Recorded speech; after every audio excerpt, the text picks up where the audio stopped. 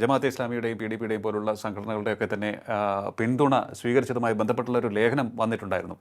അത് ദേശാഭിമാനിൽ തന്നെ വന്നതാണ്. അത് വളരെ നല്ലൊരു കാര്യമായിട്ടാണ് അത് അന്ന് ചിത്രീകരിച്ചത്. അപ്പോൾ ഈ ഈ തിരഞ്ഞെടുപ്പിൽ 2 സുപ്രധാന തീരുമാനങ്ങൾ എന്നുള്ള രീതിയിലാണെന്ന് തലക്കെട്ടോടുകൂടിയാണ് ആ വാർത്ത അന്ന് വന്നിരുന്നത്. ഞാനത് ദീർഘസമയം എടുക്കാതെ തന്നെ അതിന് മറുപടി പറയാം.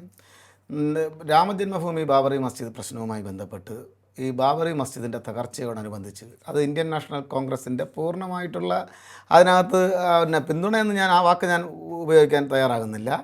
അവരുടെ നിഷ്ക്രിയത്വം അതുകൊണ്ടുണ്ടായ ആ തകർച്ചയിൽ മനംനൊന്ത് ഒരു ഘട്ടത്തിൽ മിക്കവാറും എല്ലാ മുസ്ലിം സംഘടനകളും അവരുമായിട്ടുള്ള ബന്ധം വിച്ഛേദിച്ചുകൊണ്ട് ചോദിക്കാതെ തന്നെ പലപ്പോഴും കേരളത്തിൽ ഇടതുപക്ഷത്തിന് പിന്തുണ നൽകുന്ന ഒരു രാഷ്ട്രീയ സാഹചര്യം ഉണ്ടായിരുന്നു.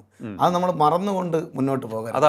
അതാണ് ആ സമയത്തുള്ള ഒരു ആ രാഷ്ട്രീയ സാഹചര്യം പിൽക്കാലത്ത് മാറി. ഇത് വസ്തുതയാണ്. അത് ഗോവിന്ദ് വല്ലഭ് പന്തിൻ്റെ കാലം മുതൽ, ഇതിൻ്റെ തുടക്കം മുതൽ ഈ ബാബറി മസ്ജിദിൻ്റെ തകർച്ച എന്ന് പറയുന്നത് ഒരിക്കലും RSSൻ്റെ കേന്ദ്രത്തിൽ നിന്നും ആദ്യകാലത്ത് ഉൽപ്പാദിപ്പിക്കപ്പെട്ടതല്ല. അത് കോൺഗ്രസ് കാലാകാലങ്ങളിൽ ഇന്ത്യയുടെ ചരിത്രം പരിശോധിക്കുന്ന ഏതൊരാൾക്കും അറിയാം.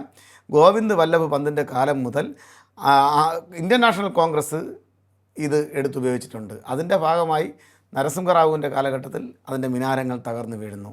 അതിൽ മനംനൊന്ത് പലപ്പോഴും പല ഇസ്ലാം സംഘടനകളും കാലാകാലങ്ങളിൽ ഇന്ത്യൻ നാഷണൽ കോൺഗ്രസിനെതിരായിട്ടുള്ള രാഷ്ട്രീയ നിലപാട് ആ ഘട്ടത്തിൽ സ്വീകരിച്ചിട്ടുണ്ട്. പിന്നീട് അവരവരുടെ ഈറ്റില്ലത്തിലേക്ക് തന്നെ മടങ്ങി. ഇത് ഞാൻ കേരളത്തിലെ രാഷ്ട്രീയ വസ്തുതാപരമായ ചരിത്രമാണ്. ഈ ചരിത്രത്തെ ആർക്കും ഖണ്ഡിക്കാൻ വേണ്ടി കഴിയില്ല. പിന്നീട് ഇപ്പോൾ പറയുന്നത്, ഇപ്പം നമുക്ക് മുഹമ്മദ് യൂസഫ് തരിഗാമി കാശ്മീരിൽ മത്സരിക്കുന്നു.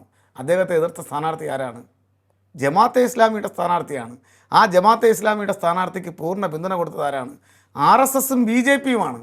ഇതാണ് രാഷ്ട്രീയ ചരിത്രം. ഈ രാഷ്ട്രീയത്തെ മറച്ചു പിടിക്കുന്നതിനാണ് ചില വാദഗതികളോട് ഉയർത്തുന്നത്.